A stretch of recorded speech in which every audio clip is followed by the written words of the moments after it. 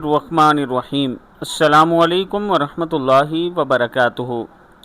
جناب رسول اکرم صلی اللہ علیہ وآلہ وسلم نے ارشاد فرمایا، جو ہر نماز کے بعد سبحان اللہ 33 بار اور الحمدللہ 33 بار اور اللہ اکبر 33 بار کہے اور ایک بار لا الہ الا اللہ وحدہ لا شریک لہ لہ الملک ولہ الحمد وہو علی کل شیء قدیر پڑھے تو اس کے گناہ بخشے جاتے ہیں، بے شک سمندر کی جاگ کے برابر ہوں۔